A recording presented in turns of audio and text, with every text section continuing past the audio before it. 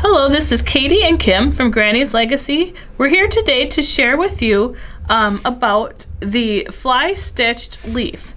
Fly stitching the leaves is just kind of a fun way to do leaves to add some interest and some stitching character and just make them look a little more dimensional. So the project shown here is our Geraldine project, which is a table tot, originally part of our Table Tot Hot Dish Club. So we'll go ahead and get started. For demonstrating purposes, I have two leaves. I'll be demonstrating the true fly stitched leaf, and then when we're done with that, I will show you a cheater way to do the same thing if you're not comfortable with fly stitching. So to start, I've taken and applied a fine line of fray check around the edge of each shape, only because the wool we are using here is a little bit looser woven, and that really helps to lock in the fibers on that wool to prevent any fraying that could possibly happen as you stitch.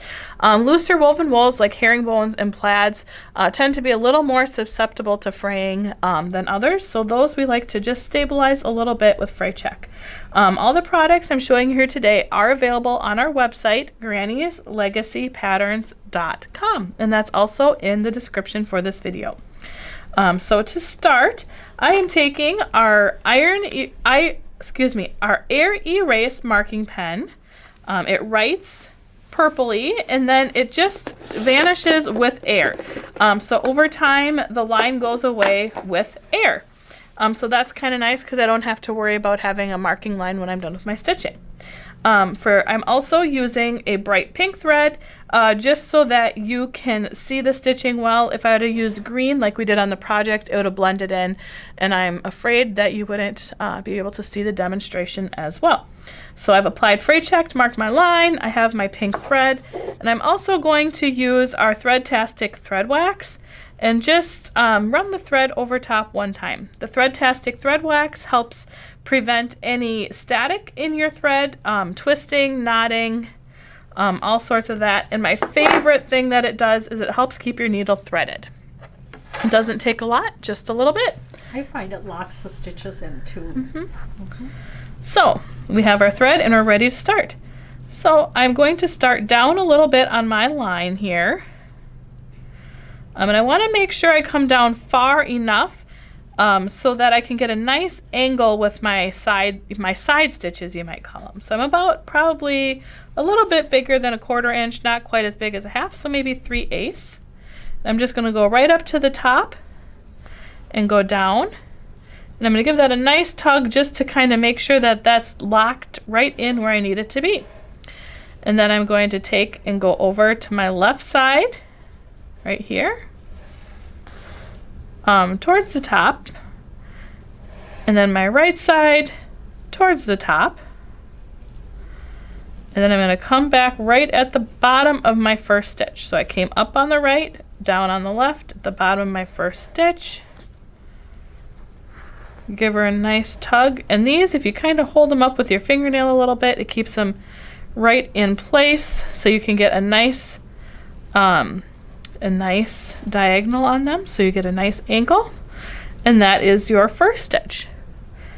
So it's kind of a Y stitch if you think about it. So I'm going to go down, and you can make these as far apart or as close together as you want, but keep in mind that the farther apart they are, the farther apart your side stitches will be as well. The closer together they will be. So I'm going to go down about a 1/4 inch, I think. And then we want to make sure that when we come back up at the edge, we're making sure we're coming up. I'll do it like this so we can see good. So I'm going to go down about a 1/4 inch. Then I'm going to come up up here. I want to make sure that I come up far enough that I get a nice sharp angle and not too shallow or straight of an angle. So we're going to come up over there, and now we're going to go down on this side and then back up at the bottom of our stitch just as we did before. And then before I pull that too tight, I pull it but not all the way tight so I can adjust and make sure that I can get those the side stitches at the right angle. So I'll just slowly do some stitching and let you watch here.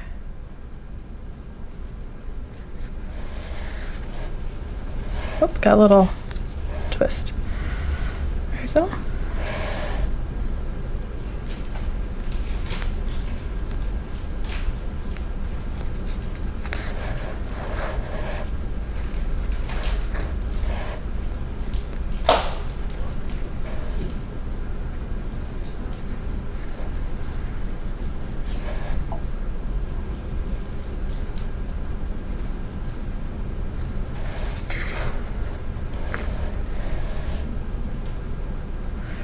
This is such a fun decorative stitch. I think you could use it to decorate a lot of different things.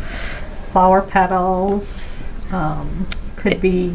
And you could do some kind of fun things, like you could do 2 stitches close together and then do a far apart stitch, and then 2 close together and then a far apart, and give some kind of, here, I'll give that a shot. I'll give it some, maybe a little bit of, so I'm going to put 2 a little bit closer together, and we'll see if it'll give it an interesting. Be fun to put beads at the end of each Yeah. vein. That would be fun. Oh, that's cute. Close together, almost like a feather, like a, almost looks like the feather, like an actual feather. So once you know the stitch, you can be creative and use it in maybe in many different applications. The only thing I bet I should have done was make this stitch deeper, so I got down a little bit. It's ended up a little bit flatter than I would like, but I think I can adjust the sides and we'll be okay. It's a very forgiving stitch, isn't it? Mm-hmm. So now when I get close to the bottom, I want to try to think, do I want to try to fit 2 stitches in here or just 1? And I think I'm just going to go for 1 more. You maybe could get creative and do a couple, but oops, sorry, didn't mean to move there.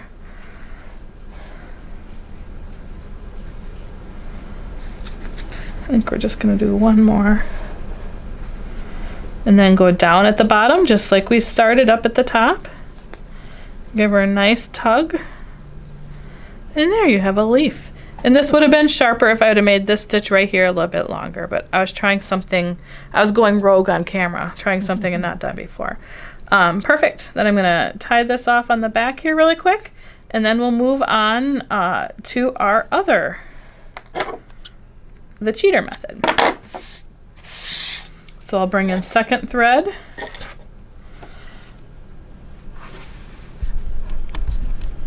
I'm trying to not move too much, but I gotta do a little work here.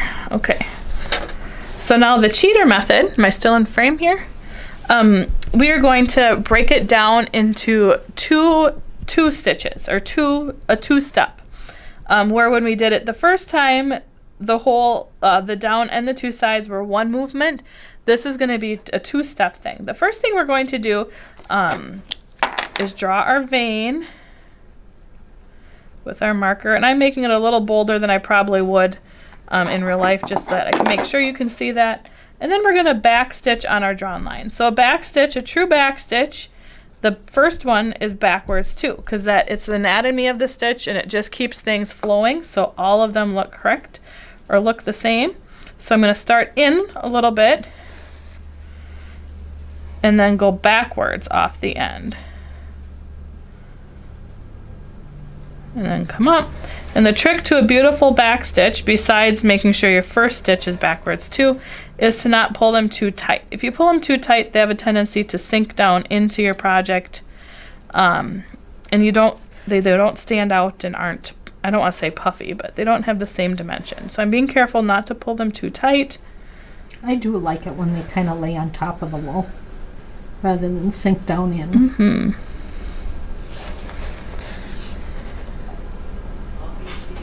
So I'm just going to back stitch this to start with.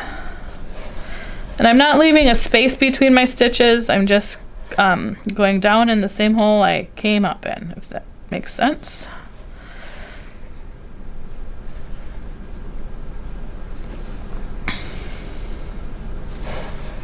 And the big first stitch. Or ending stitch, I guess you could say. I think I'm going to try to do 1 tiny stitch in here before I do my big end stitch, just because otherwise I think that's a little bit too big. And then I'm going to go off the end and then come right back down. So this stitch right here is bigger, just like we did the first time on the first leaf with the actual fly stitch. And then I'm going to take my time tightening this to make sure that this stitch is right at the tip of my leaf. There we go.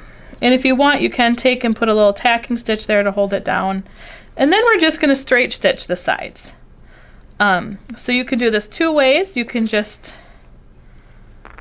oh, sorry, forgot to wax my thread and now I have a mess.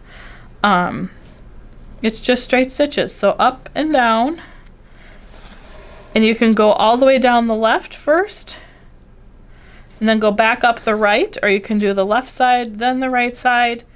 But I always like, when I do this, I always like to lay my thread where I want it to fall. That way I know I'm getting the angle that I think I am. So I tighten, and then come back up and tighten, and then I lay it where I want it to go and hold it with my thumb, and that way you know you're going to get the angle that you're looking for. So is that how you do it too, Mom? Yeah. So lay it where I want it to go, and I am giving it a nice tension on it.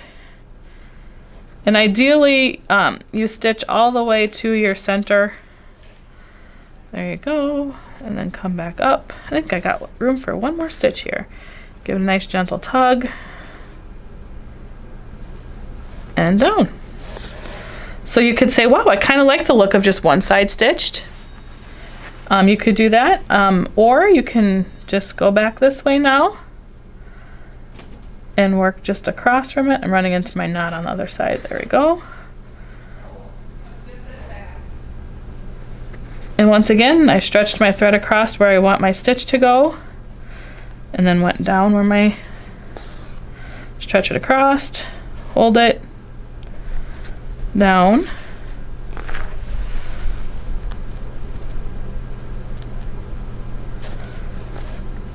stretch it across, hold it, down, coming up here, stretch across, and you can see I didn't quite come up at that center vein this time, but that's okay. I still like the way it looks. And then come up here, and I might do something a little bit decorative here. I might put 3 on this side instead of just the 1 and make it a little more, you know, because sometimes leaves, they're not perfect, and they have, at the end there might be 1 more. I'm going to put 1 more up here just to kind of give it a little character. What do you think? Sure, why not? We'll go for it. We'll be creative. So there you have it. You have the fly stitch method and the cheater method. And as you practice, they get easier, but I think I like them both. I wouldn't say one stands out as better than the other, but I think they both definitely have some selling points that make them absolutely gorgeous and would be beautiful in different applications. So there you have it. We have the true fly stitched over here, the true fly stitched leaf, and over here we have the faux that uses the back stitch and just straight stitches. So thank you for joining us today. Once again, Katie and Kim from Granny's Legacy, and all the products that you've seen today you can find at granny'slegacypatterns.com. Thank you and happy stitching.